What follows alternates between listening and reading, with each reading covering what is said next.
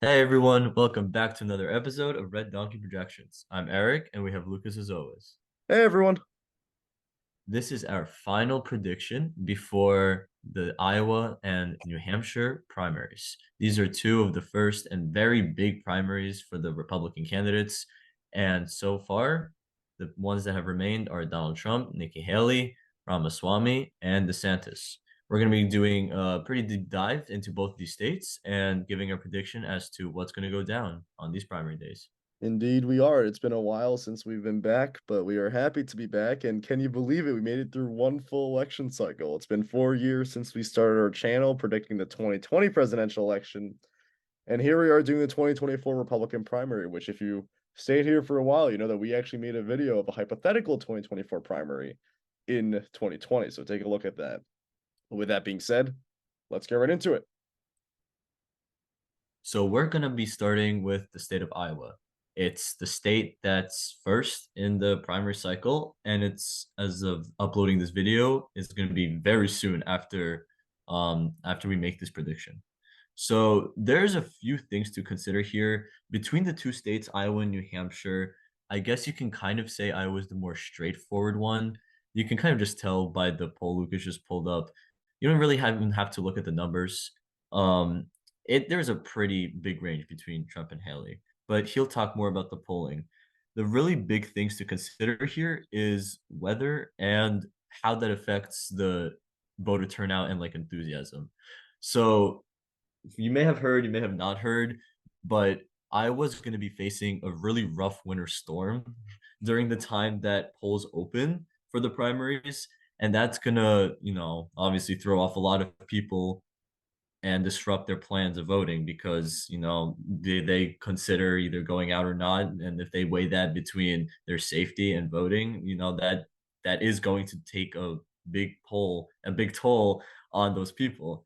And Haley and DeSantis really need as much enthusiasm as possible to get and try to beat Trump here because he's doing very well in Iowa. You saw the poll.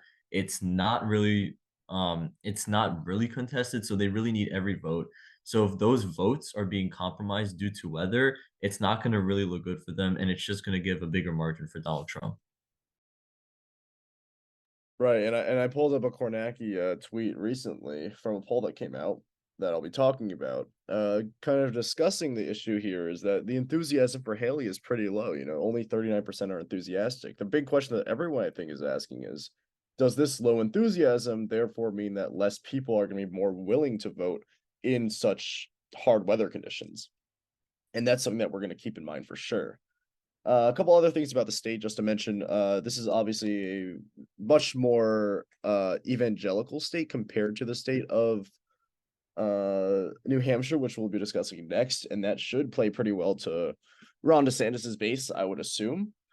But I also want to mention how Trump is his popularity among the evangelical voters has increased dramatically since 2020, and he's doing very well with these types of voters.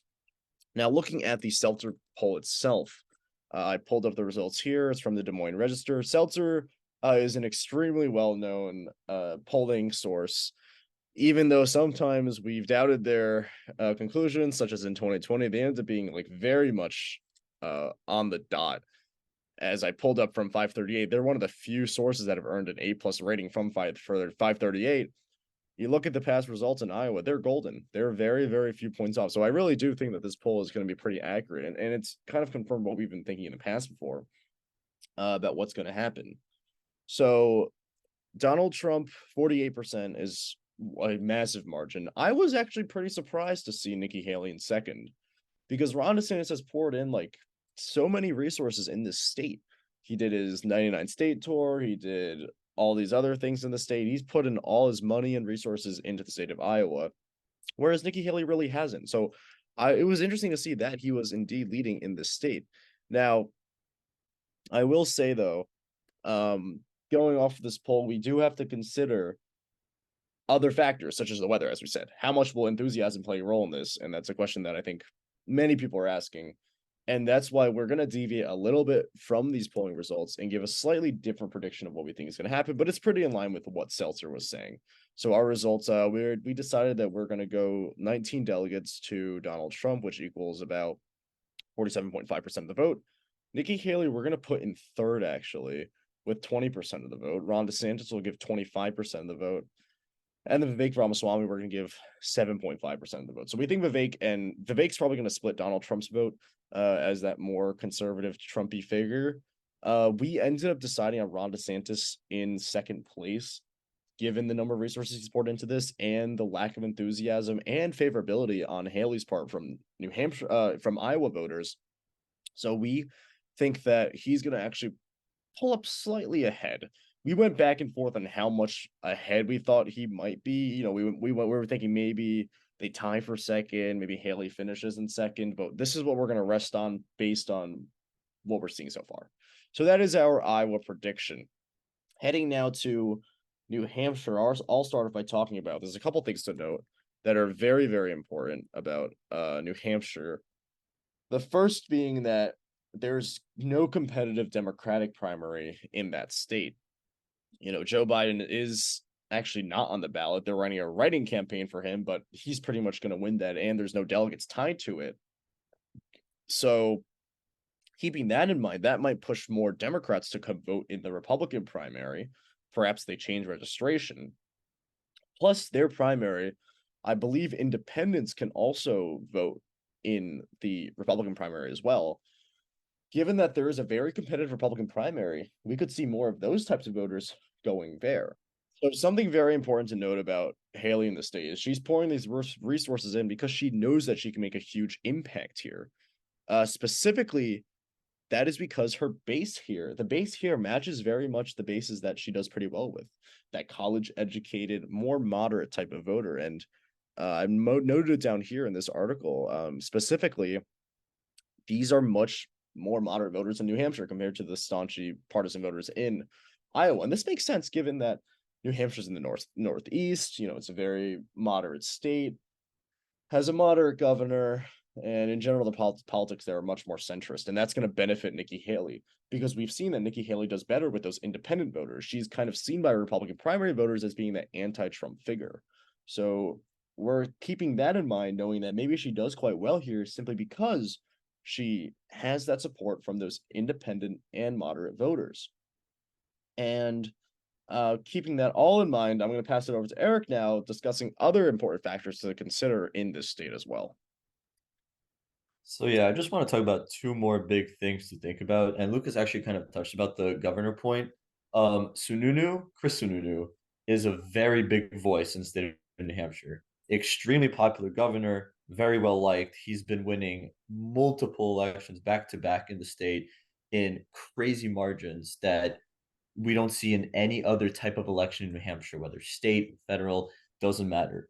So his voice in the state and whatever representative decision he makes will definitely affect a lot of voters. And what he did was endorse Nikki Haley. And this was a couple months ago. It wasn't that recent, but still, an endorsement is an endorsement, and that stays and like sticks to a lot of people's minds. So the fact that Chris Sununu is endorsing Nikki Haley with the fact that she's putting in all this work is definitely going to help her. So that's the first thing to consider. The second thing to consider is that Chris Christie dropping out of the race will definitely push some votes to Nikki Haley. Christie and Haley were both putting in a lot of work in the state. And with Christie out of the race, a lot of those voters will flock to Haley because they kind of have that similar, more anti-Trump type of stance. So she will definitely pick up maybe half, maybe more than half of the voters that originally wanted to vote for Christie, for Haley. So again, it makes more sense in the state because, as Lucas said, in Iowa, it's a more evangelical, conservative electorate where DeSantis has pandered himself to the people like that. Not really the case in New Hampshire, which is why it's going to be way more contested in New Hampshire, as shown in this poll. It's a bit more complicated, and it could be a very, very close race, and that's also going to be reflected in the delegate numbers. I completely agree with that. And I agree with the Christie point wholeheartedly because I think that Christie is obviously much more anti-Trump than Nikki Haley was, but he was probably Nikki Haley's biggest competitor for splitting their vote, because I read somewhere, I believe this was a while back ago, but a lot of the undecided voters were between Nikki Haley and Chris Christie, because they were deciding, which one do I like better. And with Christie out, it makes a huge difference given the number of resources Christie put in there. He put so many resources, like every single time he made a campaign stop, it was always in New Hampshire. He focused all his efforts there. He did so last time as well. So our prediction, we're thinking, is going to be a very, very close election. We went back on this several times as well. We settled on 10 delegates for Trump, 9 delegates for Haley, 2 delegates for Ron DeSantis, and 1 delegate for Vivek Ramaswamy. And we arrived at this conclusion, accepting that while Nikki Haley is going to perform extremely well in the state, Trump is also probably still going to gain a lot of those his Trump supporter base as well. As we know, the enthusiasm of voters for Trump is quite high, and we expect that to carry on with New Hampshire as well. Nikki Haley, we obviously gave 40.9%, given that she also has a high level of support in the state with everything that we mentioned. Ron DeSantis, we did give 2 delegates to. He's definitely not going to perform as well here as he will in Iowa, given the number of resources he put into Iowa. And this probably becomes a problem for the Ron DeSantis campaign after this election. They have to consider, or is it worth it to stay on? Or is it not really worth it because they can't win too many states now? And the Vivek, we don't think it's going to get much support here. I think we're being generous by giving him 1 delegate because he is seen as like the Trump-esque candidate, and they're probably going to go for Trump here rather than the Ramaswamy. So those are our final 2 predictions. We hope that we come close to it. We'll find out how close we are to Iowa tomorrow. And we are glad to be back and made this prediction. If you like this episode, please hit like one. If you like our content, please hit subscribe. And we'll see you in our next episode tomorrow. See ya.